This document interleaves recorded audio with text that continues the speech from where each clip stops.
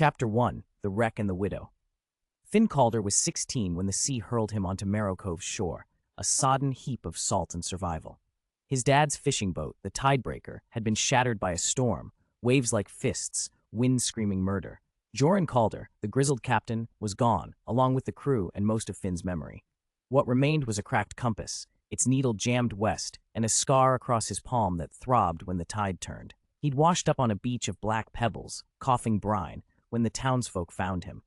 They dragged him inland, their hands rough but steady, though their eyes said trouble. "Outsider," they whispered, and Finn felt it in his bones. Marrow Cove was a hardscrabble place, 200 souls clinging to cliffs that seemed ready to crumble. One muddy road twisted through it, lined with shacks patched with tarp and driftwood.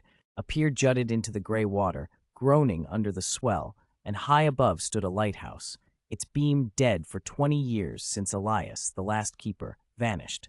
The locals swore it wasn't just a light, it held back something ancient, something restless in the deep. Finn didn't believe in ghost stories. A busted lamp, he thought, and a town too stubborn to climb the ladder.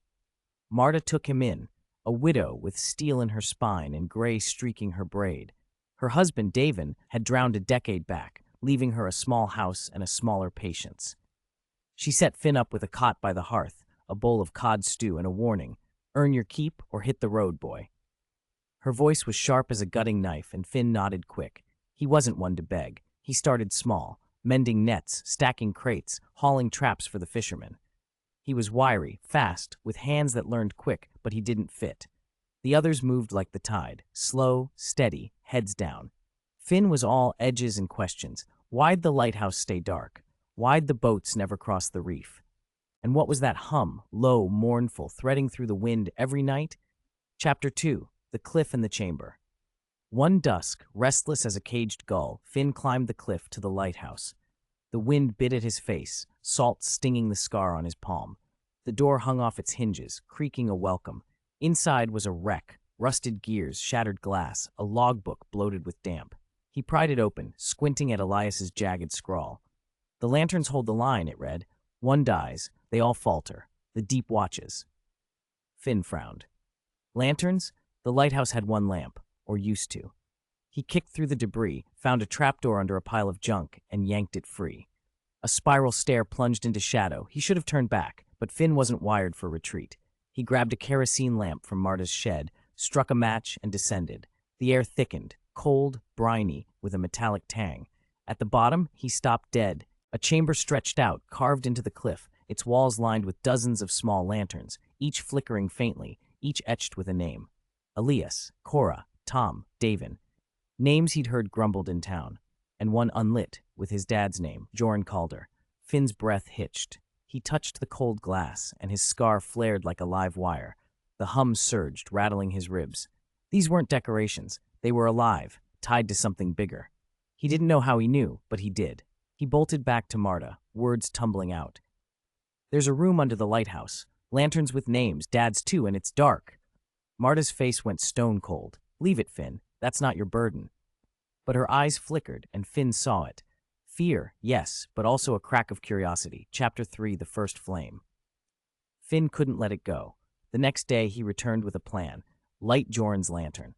Maybe it'd mean nothing, or maybe everything. He scavenged oil from the pier, a wick from Marta's stash, and climbed back down. The chamber felt heavier now, the hum a steady pulse. He filled the lantern, struck a match, and held his breath. The flame caught, bright, fierce, and the hum sharpened like a blade drawn from a sheath. Upstairs, the lighthouse beam stuttered to life, slicing through the fog for the first time in decades. The town noticed. Boats rocked in the harbor, dogs howled, and folks spilled onto the pier, staring up. "What'd you do, outsider?" growled Cal, a fisherman with a beard like seaweed. Finn squared his shoulders. "Lit something you wouldn't. There's more down there. Lanterns for all of you, fading fast." Cal spat, but others lingered, eyes on the beam. Finn didn't push. He just went back the next night, logbook in hand. At the tavern, he read Elias's words aloud. "The lanterns are the pact. We stay small, we stay safe. Break it, and the deep takes back what's hers." His voice was raw, unsteady, but it hooked them. Old Sal, who'd lost her sister Cora to a wreck, followed him up the cliff. She lit Cora's lantern, hands trembling, and the beam grew stronger. She'd have liked that. Sal muttered, and Finn grinned. Chapter 4. The Crew Forms. Word crept through Marrow Cove like damp through wood. Finn didn't preach. He let the curious come. Each night, he tended the lanterns, piecing together their story. They weren't magic, not exactly. Just a signal, a vow made long ago. The cove had once thrived, its ships roiling the seas for riches beyond the reef. Greed woke something, a shadow in the deep, and the lanterns were born to keep it at bay. When Elias vanished, the pact frayed, and the town started to wither. Finn turned it into a rhythm. He'd light a lantern, share its tale, funny ones like Tom's brawl with a crab, gutting ones like Davin's last haul, and leave them hungry for more. Sal brought her nephew Pip, a scrawny kid with a gap-toothed grin.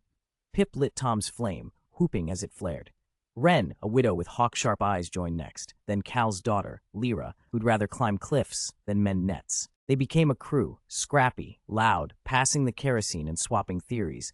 The hum shifted, not mournful now, but alive, a heartbeat under the stone.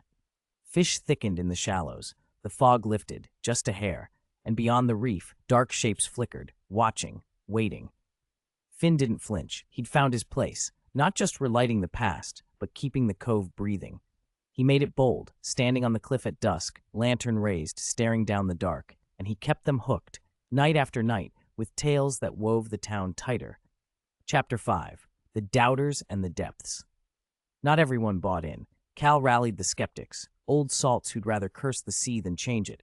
"You're stirring trouble, boy," he snarled at Finn one night, fists balled. "That light's a curse, not a cure." Finn didn't back down. "Then why are the nets full again? Why'd the storms ease?" Cal stormed off, but his words lingered, sowing doubt. Then the deep answered. One dawn, a boat washed up, splintered, empty, its crew gone. Scratched into the hull, too far. The town buzzed with panic. "See?" Cal crowed. "You woke it." Finn's crew held firm, but he felt the weight. He climbed to the chamber, scanning the lanterns. Half still flickered, half didn't. He needed answers, not just flames. He dug through Elias's log, finding a map sketched in the back, a jagged line beyond the reef to a place marked the Hollow. "That's where it started," he muttered. Pip overheard, eyes wide. "You're not going out there?" Finn grinned, sharp. "Not yet, but we're not done lighting."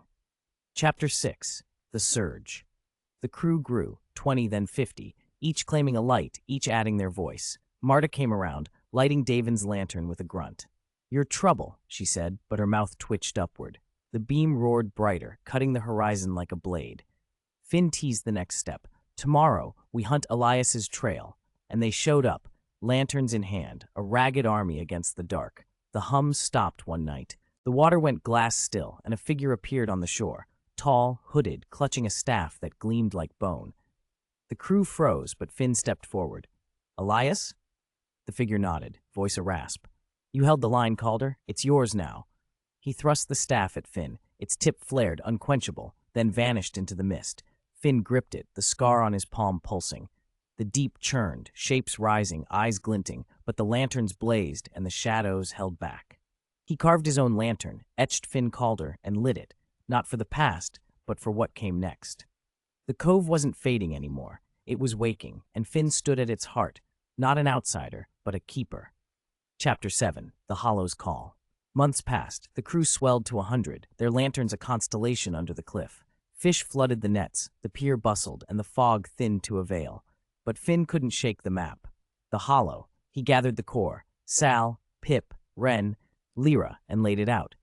Elias went there. "That's where the pact broke. We finish it." Cal overheard, scoffing. "You'll kill us all." But Lyra shot back. "We're already half dead." They built a boat, small, sturdy, dubbed Lantern's Edge. At dawn, they crossed the reef, staff in Finn's hand.